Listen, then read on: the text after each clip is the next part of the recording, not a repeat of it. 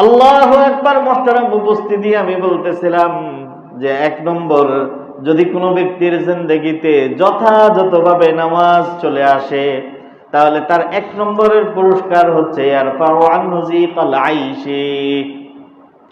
ইয়ারফাউ আনহু যিকাল আইশ, আল্লাহ তাআলা তার জীবনের অভাব অনটন এবং রিজিকের পেরেশানি দূর করে দিবেন।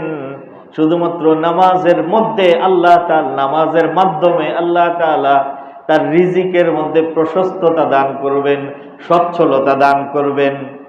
বিশ্বাস হয় আমাদের? রিজিক দেনেওয়ালা কে? জোরে বলেন কে? চাকরি? বলেন চাকরি? ব্যবসা? না, চাকরিও নয়, ব্যবসাও নয়, এগুলো তো মাধ্যম মাত্র। এই জন্য ব্যবসা সবাই করে, কিন্তু সবাই কিন্তু প্রফিট নিয়ে আসতে পারে না। ব্যবসা সবাই করে, সবাই কিন্তু গেইনার হতে পারে না। চাকরি সবাই করে, সবাই কিন্তু ভালো চলতে পারে না। কারণ এগুলো হলো বাহ্যিক একটা বিষয়। আসল বিষয় তো হলো যে আল্লাহর পক্ষ থেকে কার জন্য কতটুকু বরাদ্দ আর মঞ্জুরি। আল্লাহর ওই বরাদ্দ আর মঞ্জুরি ওইটা দেখা যায় না, ওইটাকে আমরা আমাদের ধর্মীয় পরিভাষায় বলি বরকত। কি বলি আমরা এটাকে? ধর্মীয় পরিভাষায় বরকত। আল্লাহ তাআলা যদি বরকত না দেন, বরকত থেকে বঞ্চিত রাখেন, তাহলে লক্ষ লক্ষ কোটি কোটি মিলিয়ন বিলিয়ন ট্রিলিয়নের মধ্যেও অশান্তি এবং পেরেশানি। আর আল্লাহর পক্ষ থেকে যদি বরকতের ধারা আর বরকতের দরজা যদি খুলে যায়, তাহলে কিছু না থাকার মধ্যেও শান্তি। কথা বলেন ঠিক না বেঠিক? কিছু নাই কিন্তু শান্তি আছে। নামাজের মাধ্যমে আল্লাহ তাআলার 1 নম্বরের পুরস্কার হচ্ছে ইয়ারফাউ আনহু যিকাল আইশি, আল্লাহ তাআলা জীবনের পেরেশানিকে দূর করে দিবেন, রিজিকের পেরেশানিকে দূর করে দিবেন। আল্লাহ তাআলা কোরআনে কারীমের মধ্যে বলেছেন, ওয়া মান ইয়াত্তাকিল্লাহা ইয়াজআল লাহু মাখরাজা, যে আল্লাহকে ভয় করে, আল্লাহকে স্মরণ করে। আল্লাহ বলেছেন ফাযকুরুনি আযকুরুকুম, খুতবার মধ্যে পড়া হয় এই আয়াত, তোমরা আমাকে স্মরণ করো, আমি তোমাদেরকে স্মরণ করব।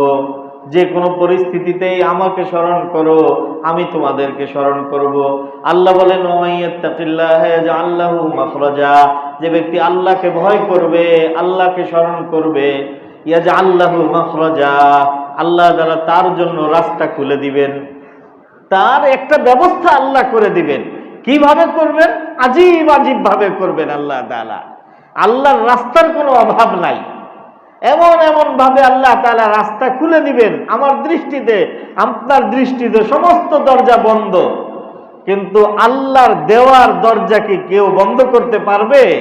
হযরতে সাইয়্যিদুনা মূসা আলাইহিস সালাতু ওয়াস সালাম যখন মাদায়ান থেকে স্ত্রীকে নিয়ে আল্লাহর হুকুমে ফিরে আসতেছেন মিশরে, স্ত্রী সন্তান সম্ভবা ছিলেন, প্রসূতি ছিলেন, একদম উনি চিন্তা করেন নাই, রাতের বেলা সফরের মধ্যে অন্ধকার এবং শীতের রাত্র, এর মধ্যে স্ত্রীর এই প্রসব বেদনা আরম্ভ হয়ে গেছে।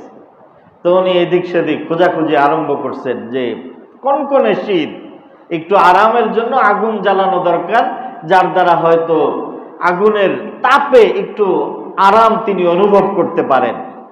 তো আগুন এদিক সেদিক খুঁজতে খুঁজতে দূরে দেখেন যে টিমি টিমি আগুন জ্বলে। ওইখানে গেছেন, কিন্তু সেটা টিমি টিমি আগুন ছিল না, সেটা ছিল আল্লাহ তাআলার নূরের তাজাল্লি। এজন্য আগুনের অনুসন্ধানে গিয়ে নবী হয়ে চলে আসছেন। তো আল্লাহ তাআলা যখন মূসা আলাইহিস সালাতু ওয়াস সালামকে একদম প্রথম নবী বানান, ওয়া আনাখতারতুকা ফাসতামি' লিমা ইউহা, মূসা আমি আপনাকে নির্বাচন করলাম, নবী বানাইলাম, ফাসতামি' লিমা ইউহা, আপনি এবার মনোযোগ দিয়ে আপনার ওয়াহীগুলোকে শুনেন।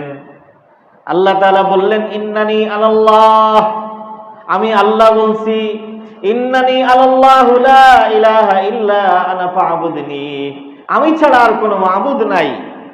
এরপরে আল্লাহ তাআলা প্রথম যে হুকুম করেছেন ওয়া আকিমিস সালাতা লিযিকরি, আমাকে যদি স্মরণ করতে চান তাহলে আমাকে স্মরণ করার মাধ্যম হচ্ছে নামাজ পড়েন। তো এটা তো একদম নবী বানানোর ঘটনা।